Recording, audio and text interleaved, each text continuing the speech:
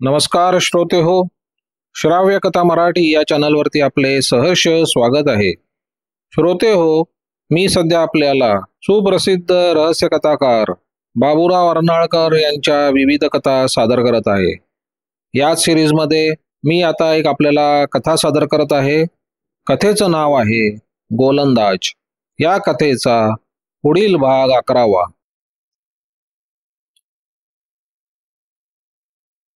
वसुंधरा बंडोबाच्या भेटीस जाण्याची तयारी करत असतानाच तिला एक तार मिळाली. त्या तारेत अगदी थोडकाच मजकूर होता. आज रात्री भेटता येणार नाही, उद्या रात्री त्याच वेळी बंडोबा. ही तार वाचून वसुंधरेला समाधान वाटले. आपल्याबरोबर बरेच पैसे असावेत या हेतून तिने बँकेतून त्याच दिवशी दुपारी 10,000 रुपये काढले होते. तिने ते पैसे आपल्या तिजोरीत व्यवस्थित ठेवून दिले. त्याच वेळी तिजोरीत असलेल्या एका लिफाफ्यावर तिची नजर गेली. त्या लिफाफ्यातच वैशाखने तिला लिहिलेले अखेरचे पत्र होते. तो लिफाफा जाळून टाकावा असं तिच्या मनात अनेकदा आलं होतं, पण तसं करण्याचं धैर्य तिला झालं नव्हतं. दारावरील घंटीचा आवाज ऐकून तिनं तिजोरी बंद केली आणि त्याच वेळी तिची मोलकरीण तिथे येऊन तिला म्हणाली, गोलंदाज नावाचे गृहस्थ आपल्याला भेटायला आलेत, त्यांना घेऊन यात. ती म्हणाली. गोलंदाजाबरोबर झालेल्या पहिल्या मुलाखतीची तिला आठवण झाली. भद्रेश्वराबद्दल त्यानं तिला सांगण्याचा प्रयत्न करताच तिनं त्याला हाकलून लावले होते. पण जो श्रीकांत आता अडचणीत सापडला होता आणि ज्याला कोणी मित्र नव्हते, त्याला गोलंदाज सहाय्य करण्यास उत्सुक असल्यामुळे त्याची भेट घेण्याचं तिने ठरवलं होतं. तिच्या वर्तनात आश्चर्यकारक बदल झाल्यामुळे गोलंदाज आश्चर्यचकित झाला होता. तो तिला काही बातमी देण्याकरता आला नव्हता. ती आपणाशी इतक्या चांगल्या प्रकारे वागत असताना तिची आपल्याला निराशा करावी लागणार या विचारानं त्याला लाज वाटत होती. गोलंदाज, त्या दिवशी मी तुमच्याशी अगदी वाईट प्रकारे वागले, ती त्याला बसायला सांगून म्हणाली. पण ज्याला त्या दिवशी मी माझा मित्र समजत होते, तो आता माझा मित्र राहिलेला नाही. ही तर अतिशय आनंदाची बातमी आहे, गोलंदाज हसून म्हणाला.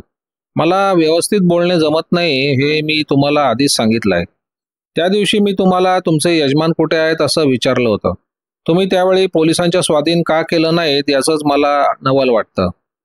वसुंधरा ते ऐकून हसली आणि नंतर ती म्हणाली, तुम्हाला आता माझ्या यजमानांचा पत्ता समजलाय, बरोबर ना? त्यानं नकारार्थी मान हलवताच तिची निराशा झाली. तुम्हाला भद्रेश्वर कुठे आहे हे पाहिजे तर मी सांगू शकेन, तो म्हणाला. पण त्या माहितीपासून तुमचा काही फायदा होणार नाही. वसुंधराबाई, मी मागल्या खेपेप्रमाणे तुमच्याशी उद्धटपणे वागणार आहे. पण तुम्हाला आणि सध्या काश्मीरमध्ये असलेल्या तुमच्या यजमानांना मदत करण्याची माझी इच्छा आहे हे मात्र खरं आहे. पण तिने बोलण्याला सुरुवात केली. तेवढ्यात गोलंदाज म्हणाला, ते काश्मीरमध्ये आहेत. एकाच वेळी एका माणसाला काश्मीरमध्ये आणि मुंबईमध्ये राहता येणे शक्य आहे का? आणि जर ते काश्मीरमधील सृष्टी सौंदर्य पहा सारखे भटकत असले तर त्यांना सूरजमलच्या दुकानात चोरी करता येईल का? किंवा बंडोबासारख्या मवाल्याबरोबर त्यांची गाठ पडेल का? तर मग तुम्हाला सारं माहिती आहे. वसुंधरा आश्चर्याने म्हणाली, मी बंडोबाला आज रात्री भेटणार आहे, पण त्यानं मला एक तार पाठवली आहे. ती तार मीच पाठवली होती, गोलंदाज शांतपणे म्हणाला. तुम्ही बंडोबाची भेट घेता कामा नये. पण तुम्हाला सारं कसं काय समजलं? गोलंदाज हसून म्हणाला, मला बरीच माहिती आहे, पण ती उघड करण्याची मात्र माझी तयारी नाही.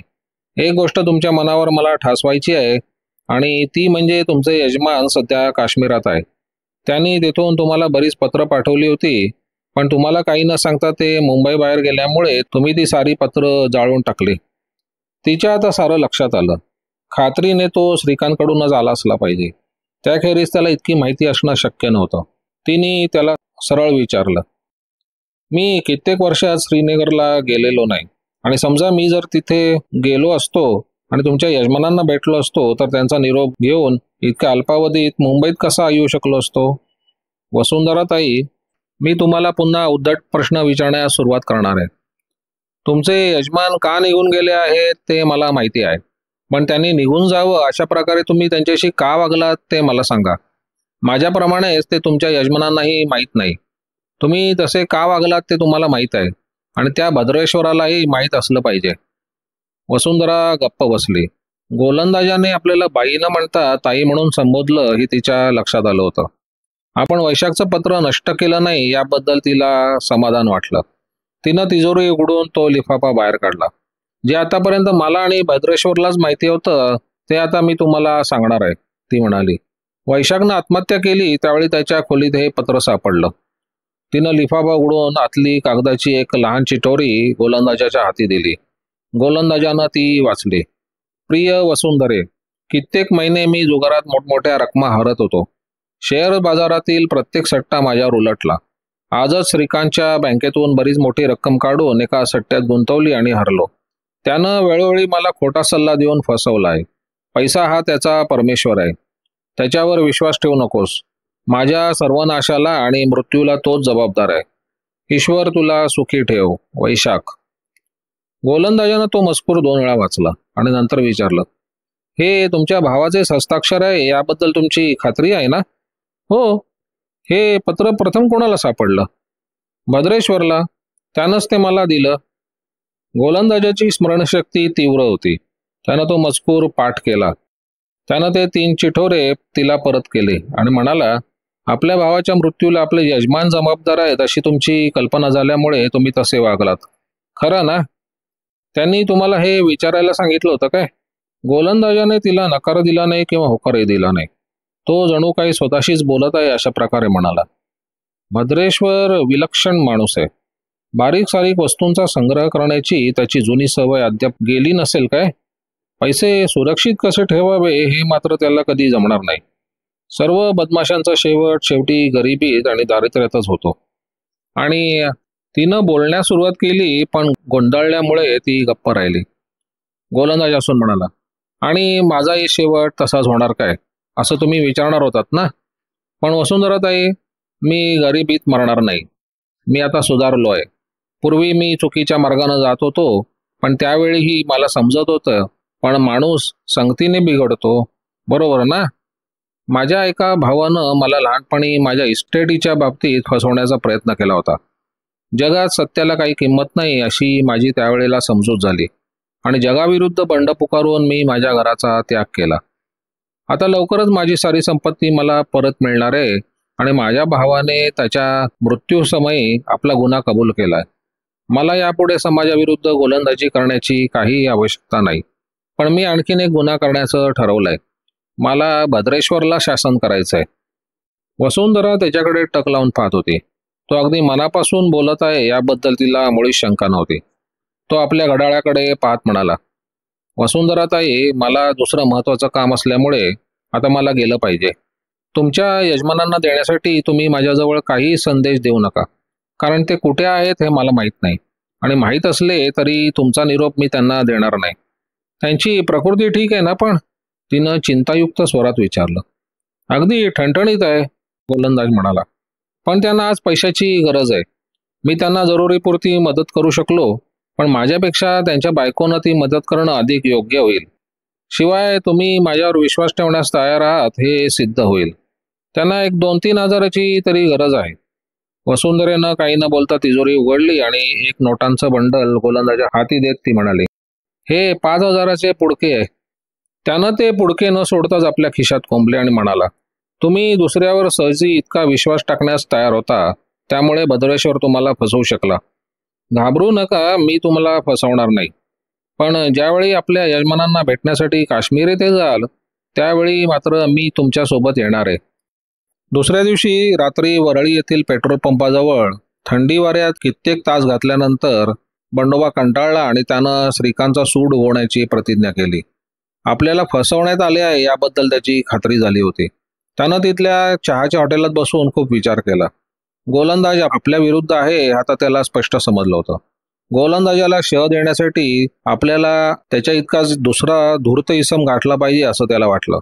त्याच्या टोळीचा त्याला काही उपयोग होण्यासारखा नव्हता, कारण टोळीत तोच सर्वात बुद्धिमान होता आणि गोलंदाजापुढे आपली डाळ शिजणार नाही अशी त्याची पक्की खात्री होती. बंडोबानं खूप डोकं खाजवलं आणि शेवटी भद्रेश्वराची मदत घेण्याचे ठरवले. बंडोबाचा जेव्हा फोन आला तेव्हा भद्रेश्वर झोपला होता. डोळे चोळीतच त्यानं रिसिव्हर कानाला लावला. बंडोबानं आपण कोण आहोत हे त्याला सुरुवातीला सांगून टाकलं. तुझा डाव काय आहे? संशयानं त्यानं विचारलं. फार मोठा डाव आहे आणि त्यात आपणा दोघांचाही अतिशय फायदा होण्यासारखा आहे, बंडोबा म्हणाला. क्षणभर विचार करून भद्रेश्वर म्हणाला, ठीक आहे, तू माझ्या घरी ये, पण जर काही गडबड केलीस तर मी तुला पोलिसांच्या हवाले करेन. बंडोबा हसून म्हणाला, जर मला गडबड करायची असती तर मी तुमच्या घरी कशाला आलो असतो? मुंबईतील सर्व रस्ते नाहीसे झालेत की काय? आणि तू त्या रस्त्यावरून कधी चालत नाहीस की काय? ठीक आहे, तुला माझ्या घरी येण्यास काय हरकत नाही, भद्रेश्वर म्हणाला. बंडोबाची भेट घेण्यास भद्रेश्वर नाखुश होता. आपल्या घरावर पोलिसांची नजर असते हे त्याला माहीत होतं. त्यानं कल्लूला जागे करून आपल्या घरी येणाऱ्या पाहुण्याबद्दल सांगितलं. कल्लू मान हलवत म्हणाला, बंडोबा घातकी आहे, त्याच्याशी संबंध ठेवणं धोक्याचं होईल. भद्रेश्वराच्या आणि बंडोबाच्या टोळीचं हाडवैर होतं, पण भद्रेश्वर आपल्या टोळीतील लोकात चुकून सुद्धा मिसळत नसल्यामुळे बंडोबाचा प्रत्यक्ष त्याला कधी उपद्रव झाला नव्हता. भद्रेश्वर स्वतःची मुंबईतील बड्या लोकात गणना काढत होता. एकदा खूप पैसे मिळाले की सर्व जुने संबंध तोडून टाकण्याची त्याची इच्छा होती. कल्लू खिडकीतून पाहत होता. त्यानं जेव्हा बंडोबा एकटाच येत आहे असं सांगितलं तेव्हा भद्रेश्वराचं बरंच समाधान झालं. मी तुला आता मुद्द्याच सांगतो, बंडोबा त्याच्या खोलीत प्रवेश करताच म्हणाला. भद्रेश्वर, आपण दोघं एकमेकांना चांगल्या प्रकारे ओळखतो. मला आता तुझ्या साह्याची गरज आहे. तू श्रीकांतला ओळखतोस ना? त्यानं तुझं नाव घेतलं होतं. श्रीकांत? त्याचा आणि तुझा काय संबंध? भद्रेश्वराने आश्चर्याने विचारलं. मी तुला सर्व खरं सांगणार आहे. त्याच्याजवळ किती पैसे असावेत अशी तुझी कल्पना आहे? मी काही त्यांचा मॅनेजर नाही. तो श्रीमंत आहे, तुलाही माहीत आहे. मग तू कशासाठी विचारतो हे? भद्रेश्वर म्हणाला. आपणा दोघांचा खूप फायदा करून घेण्यासाठी.